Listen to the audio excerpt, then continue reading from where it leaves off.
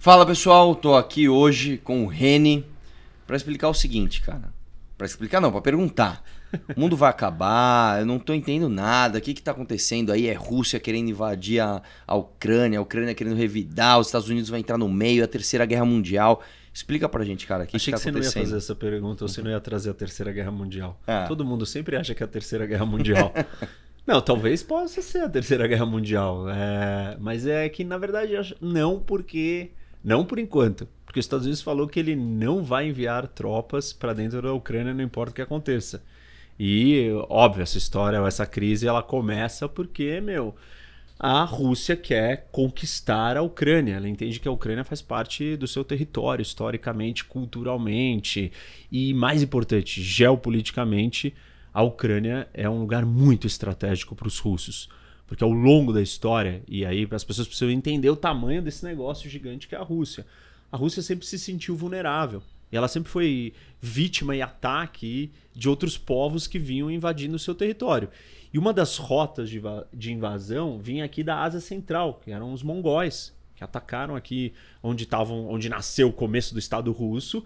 Então os russos tinham que se preocupar com essa rota que vinha da Ásia Central. Mas não era a única rota de ameaça. A segunda rota vinha aqui do norte da planície europeia, que passa ali na França, Bélgica, Holanda, Alemanha, Polônia, Bielorrússia e Ucrânia.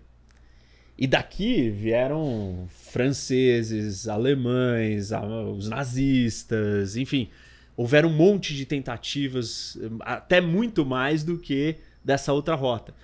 Ou seja, isso daqui é para mostrar que geograficamente a Rússia olha e entende que a Ucrânia é um pedaço ali, uma rota de passagem muito crítica para sua sobrevivência. Porque ao longo da história usaram essa rota para chegar dentro de Moscou, que é o coração da Rússia. Ah, eu cheguei aqui na Sibéria. Tá bom, isso daqui não é importante. Isso é outra coisa que a gente esquece. Olhando a Rússia, né? Ela é gigante, mas a Rússia acontece aqui. Isso. Porque, olha isso que interessante, 75% do território da Rússia está no Oriente. Só que só 20% da população da Rússia está nesses 75%. Então, tá tudo concentrado aqui.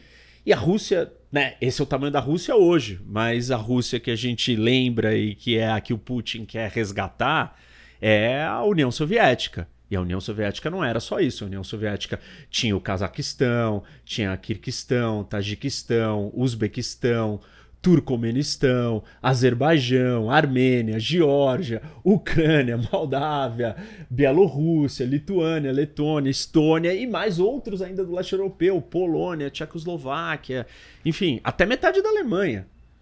Então, assim, depois que o Império Soviético ruiu, a Rússia começou a encolher. E aí eles começaram a ficar preocupados e falar, nossa, nós estamos sendo cercados. Porque todo esse pessoal aqui, todos esses países, quando eles viraram independentes, eles começaram a se juntar, grande parte deles, principalmente os que estão aqui do lado da Europa, com a União Europeia e com a OTAN, que é uma aliança militar do Ocidente, que foi criada... O que é a OTAN? Organização do Tratado do Atlântico Norte, que é uma aliança militar que foi criada para conter o avanço da União Soviética. E óbvio que o que é uma aliança militar? Você é meu aliado.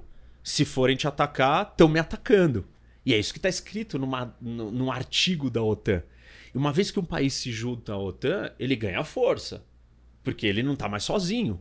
Supostamente, se ele for atacado, terão que defendê-lo. E quando esses países todos começam a se juntar com a OTAN, a Rússia começa a se sentir cercada, ameaçada. Pô, eles estão chegando muito perto.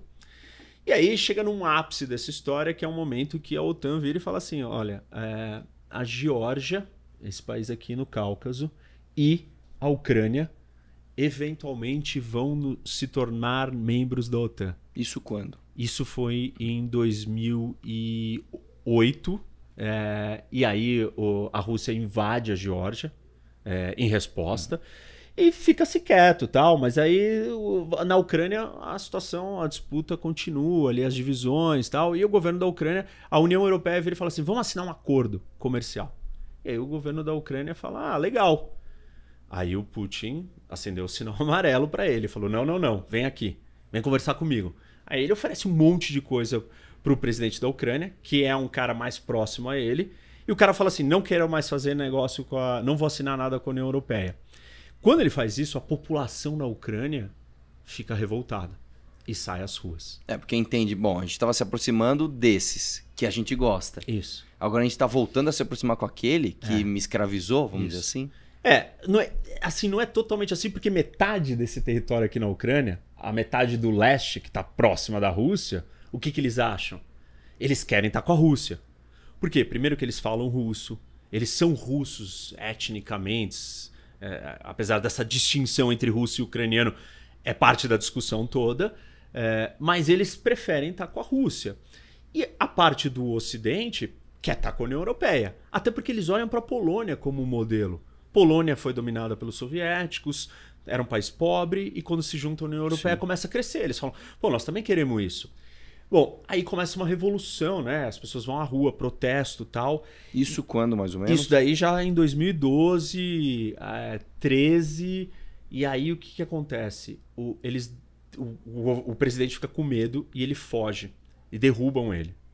E para os russos foi dado um golpe. Por quê? O Ocidente foi lá e financiou movimentos para derrubar ele. E eles mudam a Constituição e tomam o poder. E, claro, o cara foi eleito mesmo. Ele foi eleito ali para estar ali, só que ele fez uma coisa que a maioria da população não queria, ou metade da população não queria. Naquele momento era mais ou menos... impeachment da Dilma. Mais ou menos metade naquele momento. Hoje já não é metade. Hoje a maioria já prefere estar com a União Europeia. Porque tá vendo tudo que o Putin fez, tudo que a Rússia tem feito e tal, e tá incomodado. Aí o que acontece? Aí o Putin percebe que ele vai perder a Ucrânia. E ele não pode perder a Ucrânia, porque a Ucrânia é o maior país de população do lado europeu, desses países chaves que conectam com essa rota de invasão. Você tem dois grandes países, que é o Cazaquistão e a Ucrânia. Um aqui da Ásia e o outro da Europa. A Ucrânia é a maior da Europa. São 40 milhões de habitantes e ele está nesse espaço aqui. Só uma curiosidade, do tamanho de São Paulo. Isso. É a Ucrânia. E aí... Então esse é o problema da questão. Eu me avancei aqui, trouxe já o que está acontecendo um pouco na Ucrânia e como que desenrolou e chegou nesse problema, né? Mas nós temos outra situação que é uma parte da importância da Ucrânia pro ofensivo, não pro defensivo. Isso daqui é defesa. Por quê? Se botar tanque aqui dentro da Ucrânia, você tá quase dentro de Moscou. Então acabou, você dominou o território. Como que a Rússia, ao longo da história, sobreviveu às invasões? Um conceito que a gente chama na geopolítica de profundidade territorial. Eu tenho muito território. E o cara, para entrar dentro do meu território, precisa andar muito. Conforme ele vai andando muito, ele está muito tempo dentro do campo inimigo.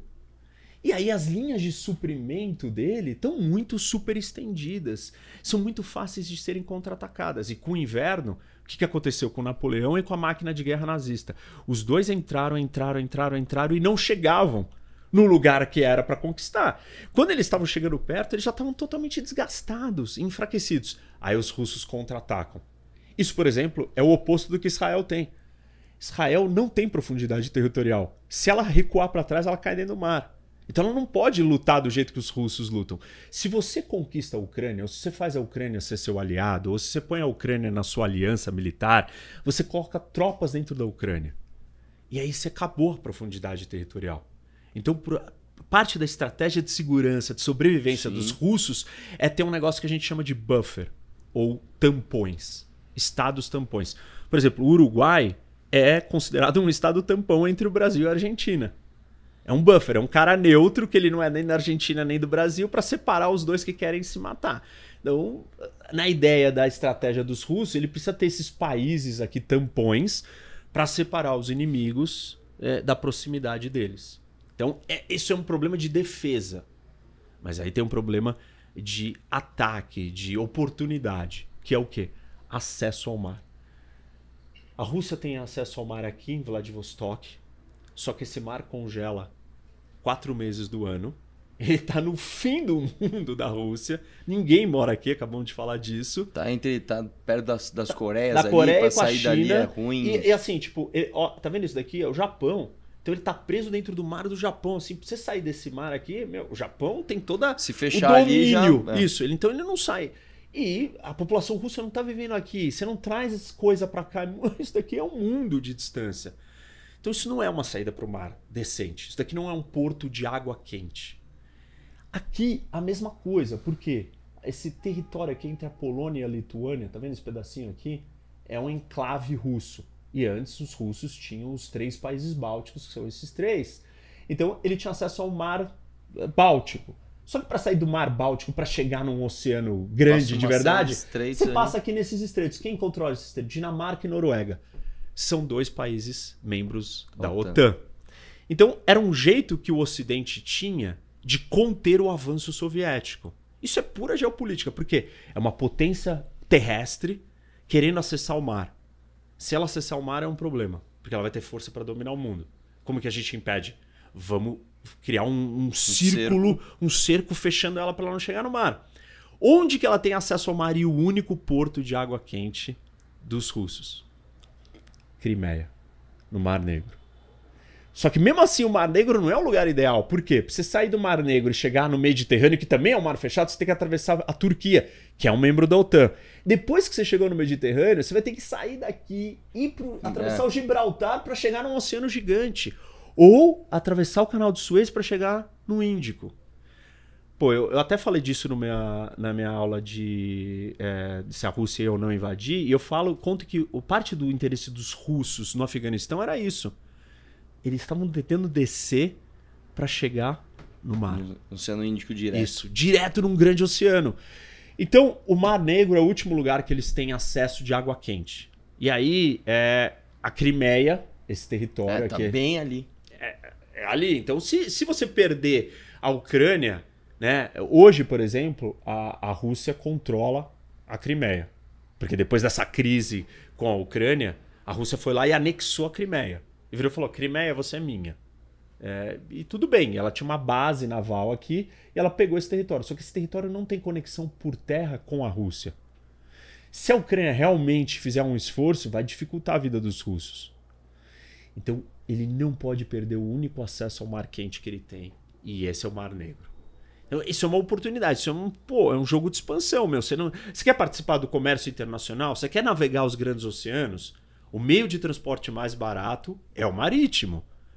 E os russos, apesar de ser esse monstro gigante, não acessam nenhum desses grandes oceanos.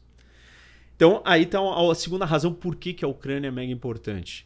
1. Rota de invasão. 2. Acesso aos mares do mundo. Que mais? Bom, aí então a discussão é se o Putin vai ou não, o que ele vai fazer, né? E claro que ele não quer perder a Ucrânia. E ele tem medo que a Ucrânia se junte à União Europeia ou esteja com a OTAN. Quais opções ele tem?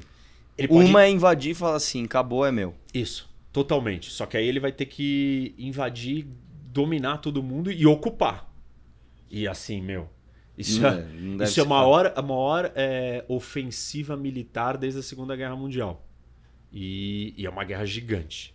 Ocupar um país desse tamanho... Com 40 milhões de habitantes, que mais da metade não te quer ali. Isso. É basicamente assim, uma analogia bem boa. Imagina que você vai entrar em guerra com toda a polícia militar do estado de São Paulo. Isso. Mas você não vai, com verba federal. É isso. Tipo, São Paulo, sei lá, o Brasil querer dominar São Paulo de um outro jeito. Então, assim, eu acho isso inviável. Inviável. Não acho que isso é um objetivo tangível. Primeiro porque, assim... Você vai ter que então não vai ter guerra. Paguem suas dívidas. Não vai ter... Guerra mundial. Não vai ter uma invasão... Uma invasão militar de ocupação da Ucrânia inteira. Entendi. Tem outras opções. Quais? Tem uma região aqui de Donbass, no leste da Ucrânia, com 2 províncias que são movimentos separatistas. Eles querem se separar da Ucrânia. Nossa. E o Putin está financiando esses combatentes, esses guerrilheiros aqui. Ele pode ir lá e anexar, que nem ele fez com a Crimeia, ele anexaria parte desse território, um pedaço da Ucrânia. Ele ia roubar um pedaço da Ucrânia. Ok, essa é uma opção. Outra opção que essa aqui eu acho que se ele fizer é o que ele vai fazer. Ele vai criar uma ponte terrestre que vai ligar a Rússia à Crimeia. A Crimeia já é dele. Vai falar, não mexam ali. Se mexer ele vai ali... falar, não, eu preciso ter acesso por terra. Então o que ele vai fazer? Tá vendo esse pedaço aqui do sul? Esse se chama Mar de Azov, esse marzinho fechado aqui em cima do Mar Negro. Ele vai vir aqui por terra e vai invadir, ocupar todo esse território e criar um corredor de terra que liga a Rússia à Crimeia e vai fazer terra dele. Por que ele não usa este acesso? Assim, porque isso daqui, você está numa posição mais privilegiada. Aqui você está mais longe do Estreito do Bósforo. E tá vendo como essa ilha da Crimeia é uma península. Ela se projeta para dentro. Quem tem o controle dessa península, controla o mar. Fecha tudo aqui. Você está num lugar estratégico. Você está no farol, lá em cima, avançado. Você está melhor posicionado dentro do Mar Negro. Sim. Então, a Crimeia ele não vai abrir mão. Não. Se ele entra aqui, pega esse acesso, mas outro pega aqui, ele tá dominado por esse. Isso, porque esse cara aqui vai fechar ele facilmente. Quando ele tentar sair, o cara já tá avançado, já tá na frente, já tá mais bem posicionado. Então, a outra opção é vir por terra e ocupar um pedaço do território do sul da Ucrânia e dominar e fazer uma faixa de terra russa aqui, para que ele possa, por terra, ter sempre acesso à Crimeia. A segunda fase desse negócio, a fase mais avançada, ele além dele fazer isso, ele vinha aqui e fazer isso até a Moldávia. Esse pequeno país aí também super importante para os russos. Porque, assim, lembra que eu falei da rota aqui, do norte da planície? Ela se divide aqui e ela desce por aqui. E chama o gargalo, né, o gap da Bessarábia. Bessarábia é essa região que hoje é o país da Moldávia. E os russos têm uma parte aqui, um enclave, um território que eles já dominaram. Que é um território separatista dentro da Moldávia com tropas russas aqui, desse lado. Então, se ele vier até o final, ele já conecta esse território com a Crimeia e com a Rússia. E aí ele faz a Ucrânia virar um país sem saída para o mar. E aí ele arrebenta a Ucrânia, porque a gente já falou disso várias vezes, que países que não têm saída para o mar são pobres. Geralmente são pobres. Tem exceções, claro. Mas... Então, essas são as 3 opções de invasão. Aí tem uma 4ª opção que é só fazer a Ucrânia virar um estado falido.